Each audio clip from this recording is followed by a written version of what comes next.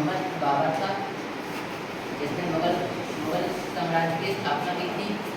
ये तैमूर शासक का वंशज था।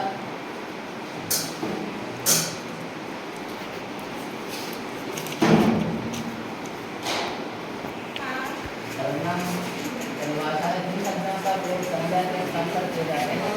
उन्हें सलमान वाचक सर्वनाम, निश्चयवाचक सर्वनाम, निश्चयवाचक सर्वनाम, संबंधवाचक सर्वनाम, संबंधवाचक सर्वनाम और निजवाचक सर्वनाम। आप पढ़ाते समय सामने देखोगे, ठीक है, बात करोगे। आज हम रस के बारे में पढ़ेंगे। रस क्या होता है? रस की परिभाषा। रस का शाब्दिक अर्थ है अतः जिस काल को हम सुन सकते हैं, पढ़ सकते हैं, देख सकते हैं, उसे हम कहते हैं रस। रस के कितने प्रकार होते हैं आप बता सकते हैं? बताओ रस के कौन कौन से प्रकार होते हैं? चार। कौन कौन से? श्रृंगार रस का स्थायी भाव किसी को पता है?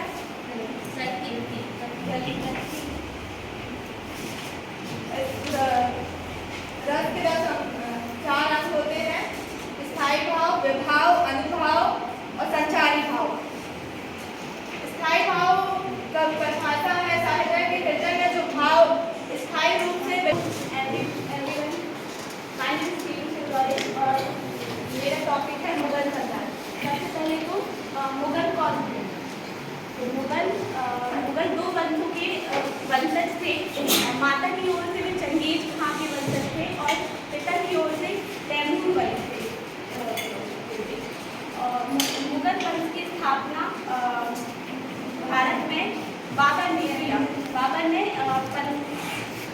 1526 से 1530 तक यहाँ राज किया और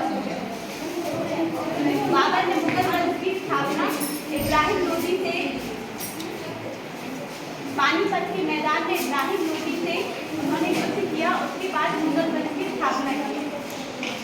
बाबर का पूरा नाम जहीरुद्दीन मोहम्मद बाबर था और उन्होंने पानीपत के युद्ध में जीत की खुशी में काबुली बाग मस्जिद बनवाया। उसके बाद उनके पुत्र थे हुमायूं ने 1530 से 1556 तक भारत में राज्य किया। उनका पूरा नाम था Nasir अल-दिन। A noun refers to a person, place, animal or a thing.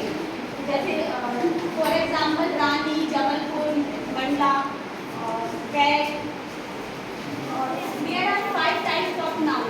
First है proper noun, second common noun, collective noun और material noun, abstract noun.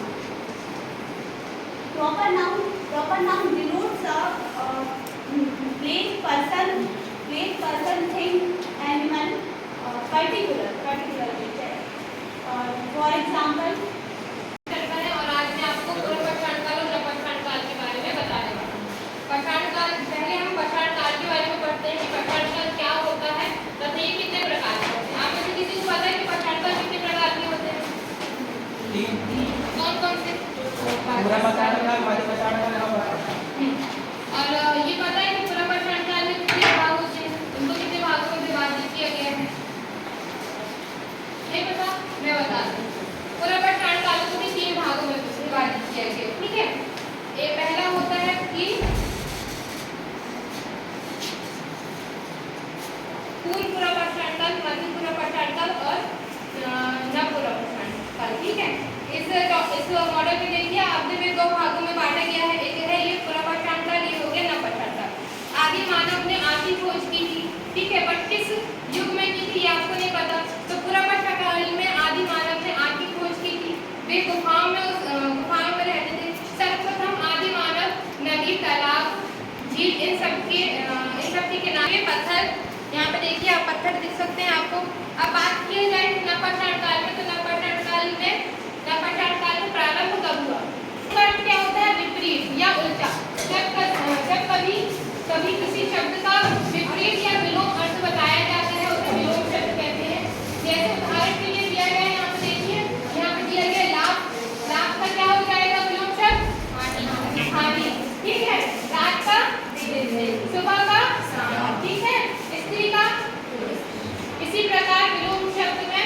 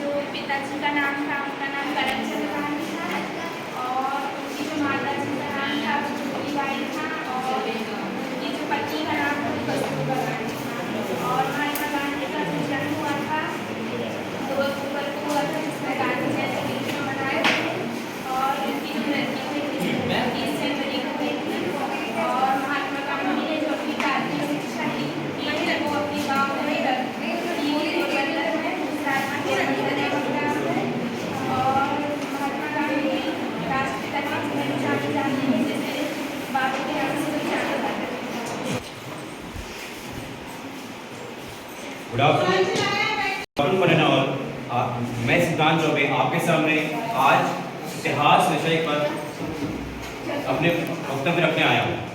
आज बच्चों आपके सामने हम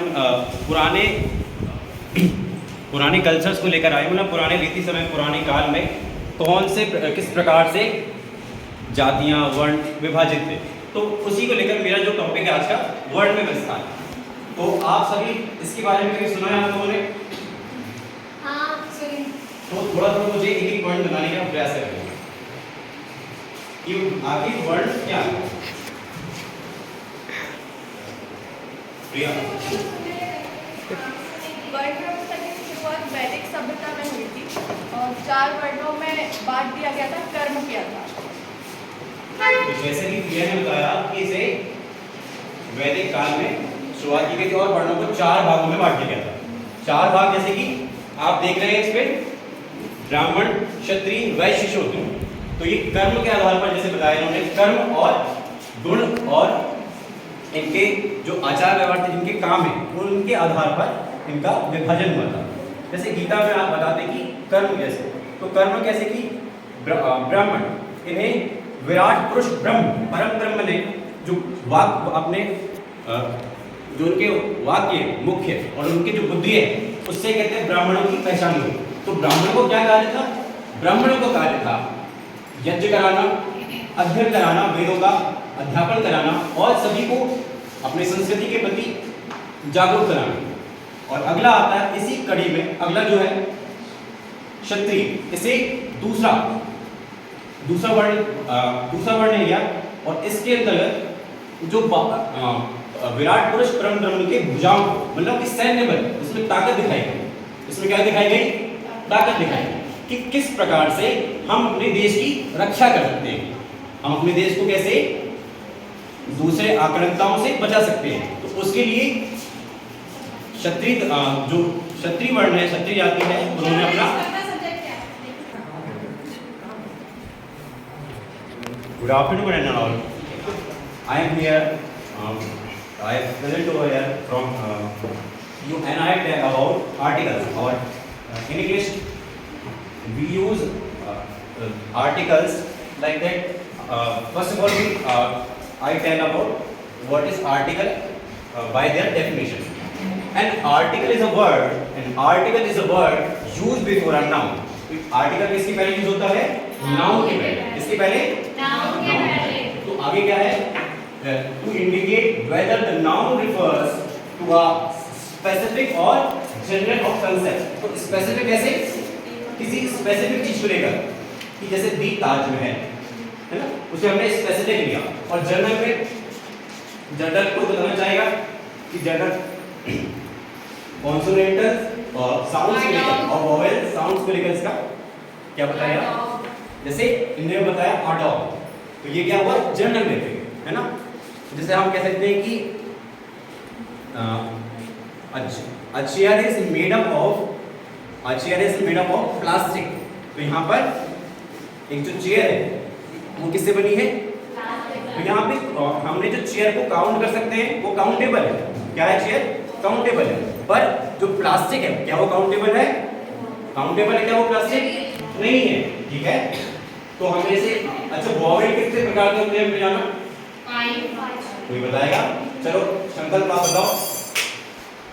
संकल्प है ही नहीं। सगुन नाम बताओ। वॉवेल आपने इंग्लिश में पढ़ा है ना बचपन में, 6, 7, 8 क्लासेस में। वॉवेल्स कितने प्रकार के होते हैं? चलिए अब कोई बताएगा? जैसे हाँ आप बताओ वॉवेल्स कितने प्रकार के होते हैं और क्या क्या होते हैं? चलो अभिषेक आप बताओ। चलिए तो मैं ही बताता हूँ। जैसे कि vowels A I O U E, ठीक है, 5 टाइप्स ऑफ वॉवेल। ठीक है,